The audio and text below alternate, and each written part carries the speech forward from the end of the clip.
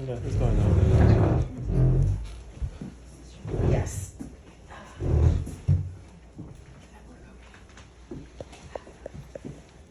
First, I want to say hello, everyone. It's my first time here. First time.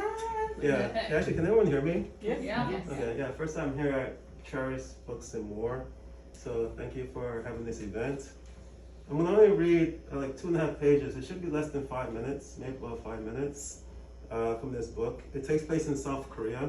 So there are some South Korean names in there, some South Korean words, but I don't think it's gonna be all that difficult to understand what's happening.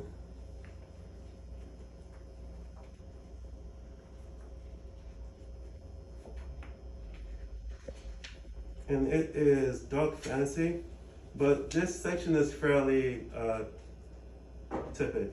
So, all right, and it's called Introductions. Then let us depart.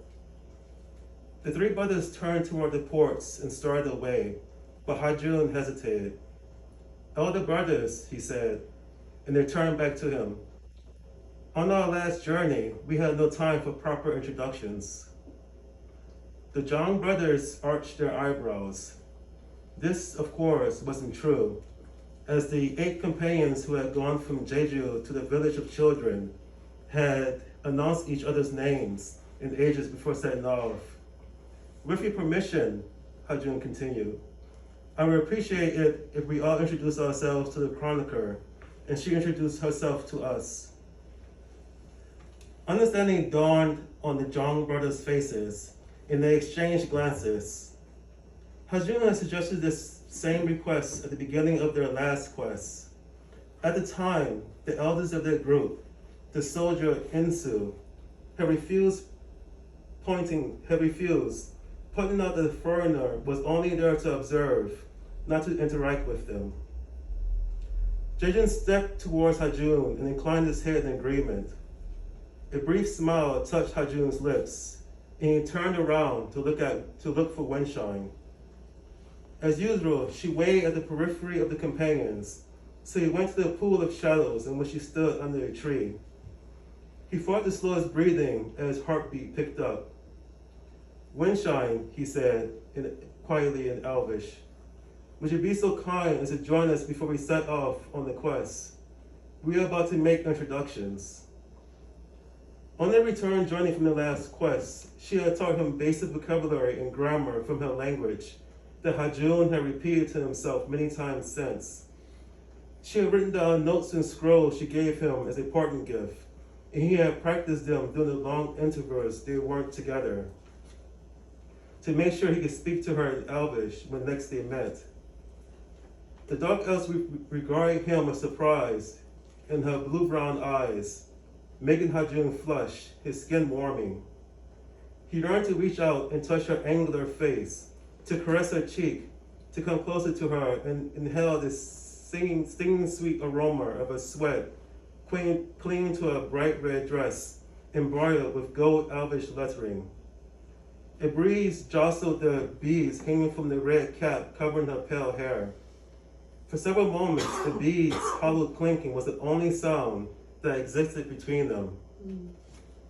Finally, Wenshine nodded. Hajun exhaled the breath he hadn't realized he had been holding, his nerves so tight he felt like he had just been in a battle.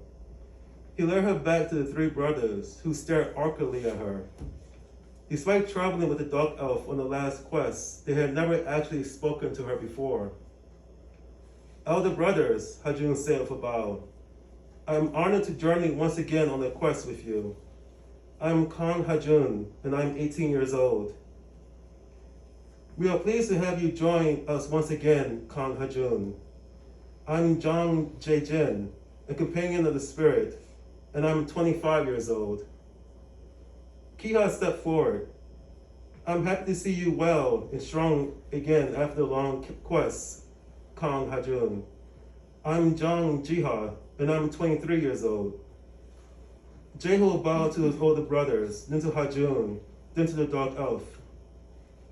I have great hope that all of us who leave today will soon return to Jeju Island, whole and in health. I am Zhang Jeho, and I'm 21 years old. Now the three brothers paused, their eyes politely averted from the dark elf until she spoke. Windshine inhaled, then said, I am the recorder of your adventures, and I wish you grand success. My name is Windshine, and I am over 1,000 years old. The three brothers gasped sharply, their eyes opening wide at this revelation. Can this be possible? Kiha asked in awe. Windshine smiled gently. As I am standing here before you, it must be, for I am real, and I speak truly. I have indeed lived 10 of your centuries, though time exists differently for humans than for my race. When I am alone, months pass so swiftly that I hardly notice. As when I interact with humans, I most feel the passage of time, your presence slowing the now of my perception. Confusion swept the companions' faces, and Windshine smiled again. I suggest you contemplate it another time, she advised them. The ferry awaits, and though I cannot interfere in your quest, I do wonder if you want to miss it here in conversation about relativity. Jejin laughed, and his two brothers joined him. Okay, that's enough.